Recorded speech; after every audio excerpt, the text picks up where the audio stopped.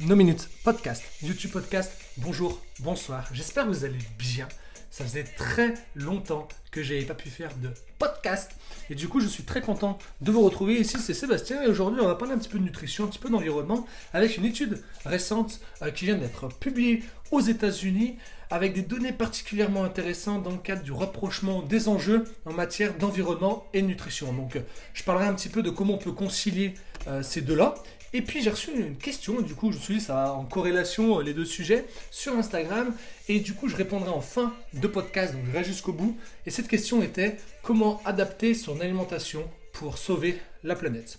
Alors tout d'abord, par rapport à l'étude dont je te parlais, donc c'est une étude qui rappelle le coût abyssal des dépenses de santé publique, notamment aux États-Unis, avec environ plus de 3 billions de dollars chaque année, soit environ 18% du produit intérieur brut, dont une grande partie peut être attribuée à une alimentation de mauvaise qualité.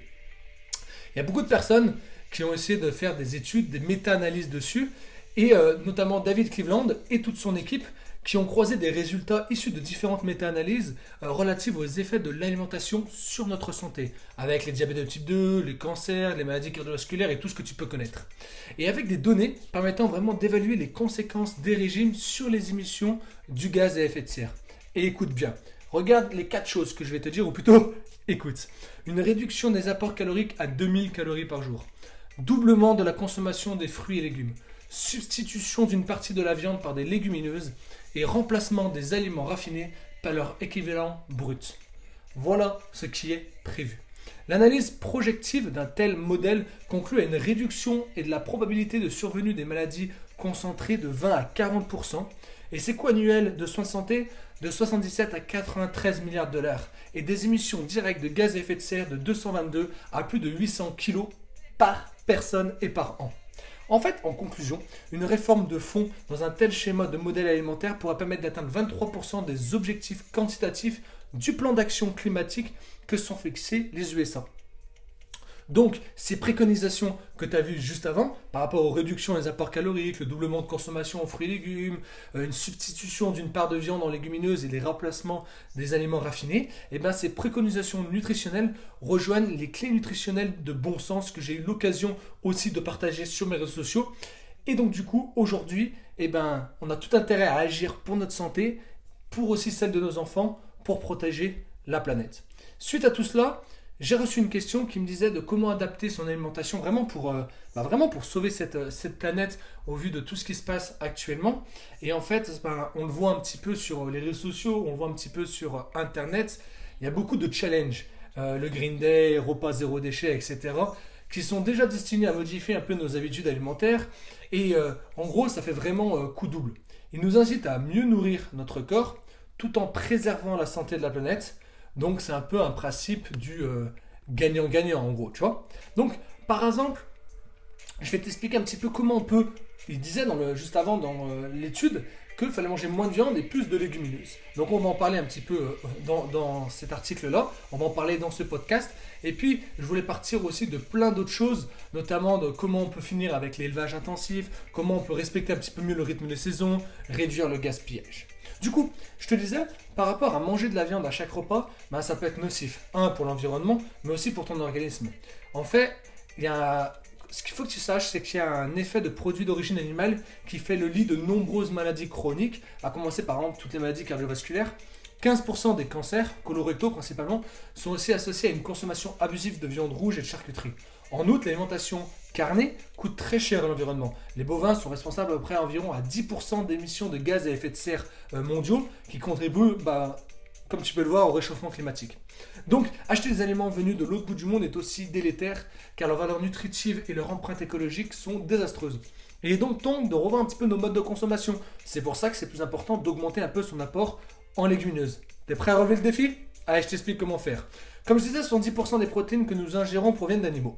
Et c'est une grave erreur pour la santé. L'Agence nationale de sécurité sanitaire préconise de limiter environ 70, maximum 80 grammes par jour, soit en grosso modo 400 à 500 grammes par semaine de viande. Alors, on peut même en avaler encore moins. La viande est utile, mais pas indispensable. Ça, c'est le docteur Jean-Michel Leclerc qui l'a dit, qui est le chef du service nutrition à l'Institut Pasteur de Lille.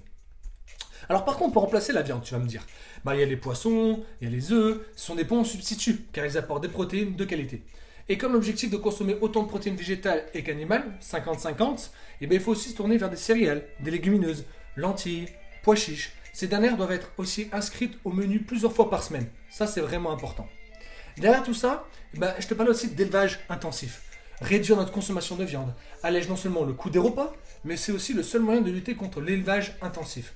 Ce dernier consomme plus de 10% de ressources en eau douce de la planète. Et il pousse à la déforestation, bien sûr, et parce qu'il y a beaucoup de tourteaux, de soja qui sont importés d'Amérique du Sud pour nourrir les animaux. Et les champs où ce soja est cultivé grignotent peu à peu sur la forêt amazonienne. Donc de plus, le rendement est très déficitaire. Il faut environ 4 à 6 protéines végétales pour produire une protéine de porc ou de volaille, explique toujours le même docteur Le Cerf. 3 ou 4 pour une protéine d'œuf et 10 à 12 pour une protéine de bœuf. Alors, derrière tout ça, il y a aussi un truc à respecter et c'est ce que je mets en place dans tous mes challenges. Donc si tu n'as jamais fait un challenge avec moi, c'est le moment de démarrer parce que je vais vraiment respecter un truc qui est très simple, c'est la saisonnalité. Respecter le rythme des saisons. Manger au jour le jour de bons produits locaux, mais bien sûr de saison.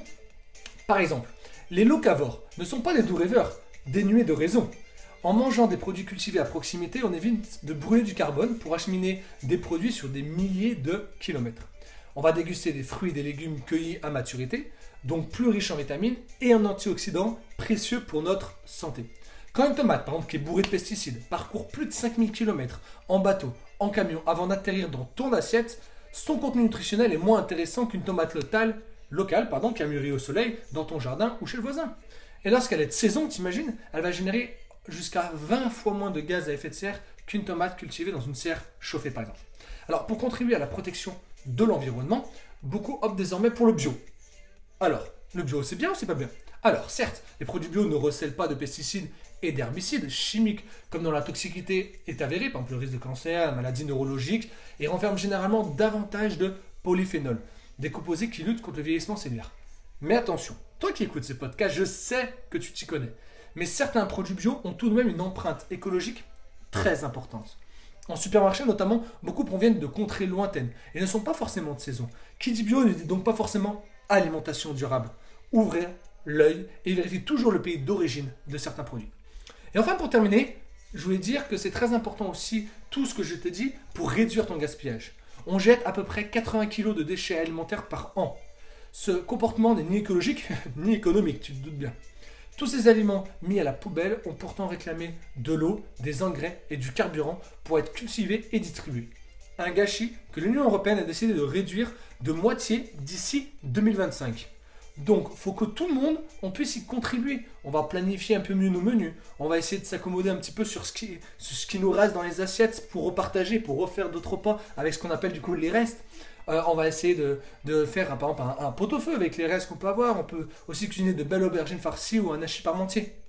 Enfin, pour terminer ce podcast, si tu veux acheter bio, tu peux aussi cuisiner l'avantage les tiges, les fans et les peaux des légumes. Ça, c'est une manière vraiment habile et peu coûteuse d'optimiser ses apports en fibres, mais notamment aussi en vitamines. J'essaie de faire un point plutôt clair sur la corrélation entre la santé, la nutrition et l'environnement.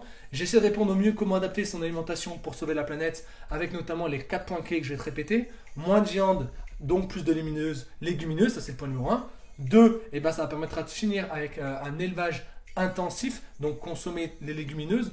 3, ça va permettre aussi de respecter le rythme de saison, donc manger des produits de saison. Et point numéro 4, ça va permettre de réduire le gaspillage. Donc maintenant tu sais tout pour sauver notre belle planète. En tout cas, je te souhaite une très bonne soirée, une très bonne journée. C'était Sébastien, Fit by Seb. On écoute sur nos minutes et sur YouTube. C'est un nouveau podcast. On se retrouve très prochainement pour un prochain podcast. Je te promets, passe un bel été si tu es en été et en vacances quand tu écoutes ce podcast. À très bientôt. Ciao, ciao.